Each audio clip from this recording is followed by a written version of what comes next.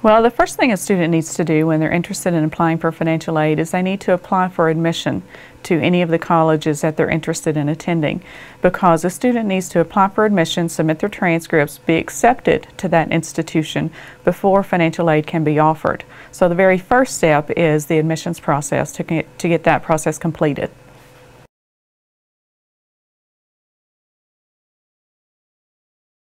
The first step in the financial aid process is to complete the free application for federal student aid, which is most commonly known as the FAFSA. It's a federal application. It is free of charge. So be careful with that, because there are some things out there that students are applying for where they're charged a fee to complete the FAFSA, and that is not necessary. The FAFSA is a free application for students to complete, and you should never have to pay a fee to complete the FAFSA. It is a federal application. It is the foundation for all types of financial assistance, and it's the application that's used for every college or university that you're interested in applying for financial aid.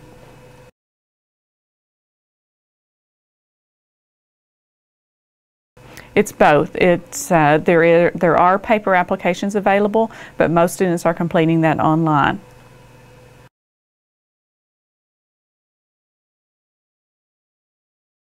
The most common scams that we're aware of that we hear from students and parents, one is on the FAFSA, where students are charged a fee to have the FAFSA completed.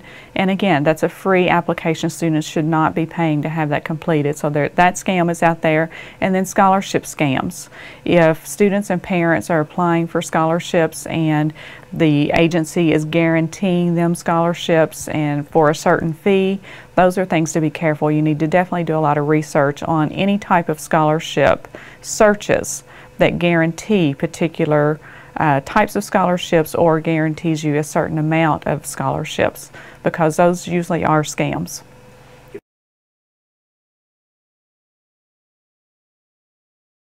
Well, for the most part, workshops are offered through the local high schools. So that's the first place that parents and students would want to watch for information and announcements from the high school guidance counselors. Most colleges and universities provide workshops as well. There is one day in January or early February that's sponsored by the Kentucky Association for Financial Aid Administrators. It's called College Gold Sunday. And there are like 19 different locations across the state that on that particular Sunday, students and parents can go and complete the financial aid form and learn more about the financial aid process. But again, the first place is through the high school guidance counselors at the local high schools, letting the seniors know when colleges will be there or when workshops will be provided for those students.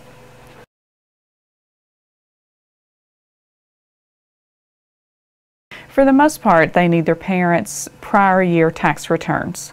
So if you're completing the FAFSA for the school year starting next fall for 2010-11, the most critical piece of that information is the parents' 2009 tax returns.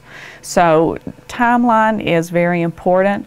You would want to encourage parents to complete their taxes as early as possible, but the FAFSA can be completed with estimated information.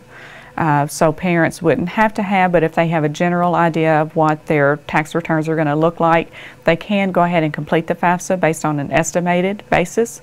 But it's much better if you can actually have the completed tax returns before you complete the free application for federal student aid.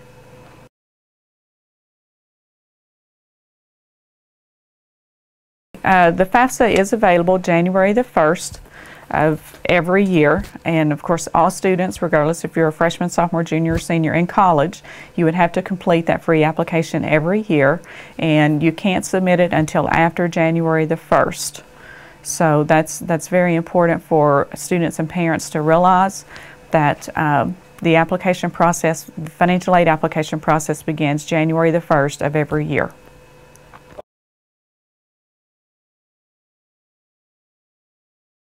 Okay, students have to reapply for financial aid every year, regardless of what year of college they're in. The free application for federal student aid is only good for the academic year in which they've applied for. So every academic year, students would need to reapply, resubmit the FAFSA for financial aid purposes.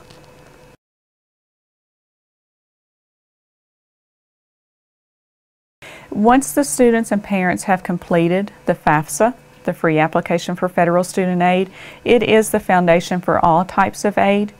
And what happens when that FAFSA is completed is it is submitted to the government.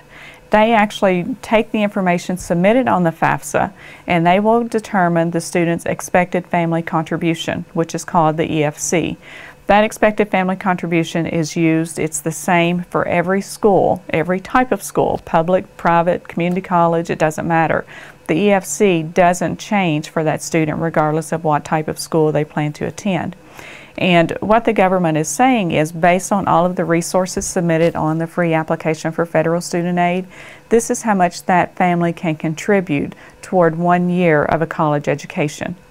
So it's the foundation for all types of financial assistance, whether it's federal, state, or institutional, and it doesn't change regardless of what school you plan to attend.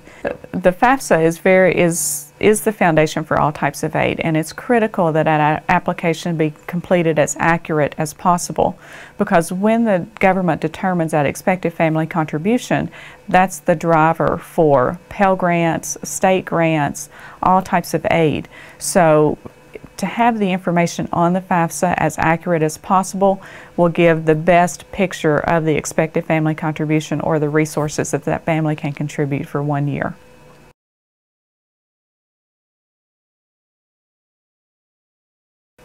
That student aid report, that's the result the student will actually receive after they submit the FAFSA. The student aid report will tell the student and family what the expected family contribution is. The student aid report will also tell students and parents if they were chosen for verification. And that's a process that the government has in place where if you are chosen for verification, and it's at random, applications are chosen at random for people who have to complete the verification process. And if you're chosen for verification, basically the financial aid office has to verify that the information submitted on the FAFSA was accurate. So if financial aid offices are asking you to submit a copy of your tax returns to their office, then you were chosen for verification, and they're trying to verify for the government the information that was submitted on the financial aid application was true and accurate.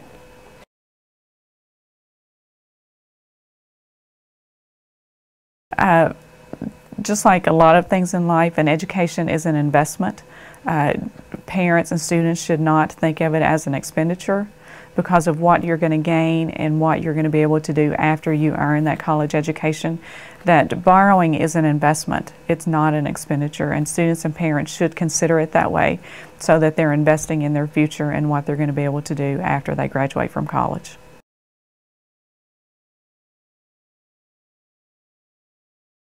Well, in the awarding process, what we'll do is we'll kind of tie everything together from start to finish with once students have completed the application for admission, they've been accepted, then they complete the FAFSA with their parents' tax information for the federal information.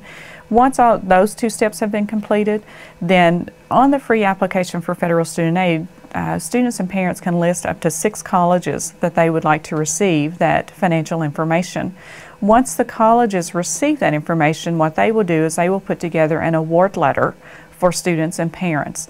And on the award letter, it will actually describe the types and sources of financial aid that that student is eligible to receive, whether it's federal, state, or institutional types of aid, or whether it's grants, loans, work study, scholarships.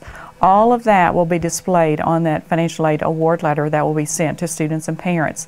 Some colleges and universities are sending that information electronically, some send it with paper format in the mail, so depending on what school you're working with. But in the awarding process, students will receive an award offer from every school that they have applied for financial aid and have been accepted for admission.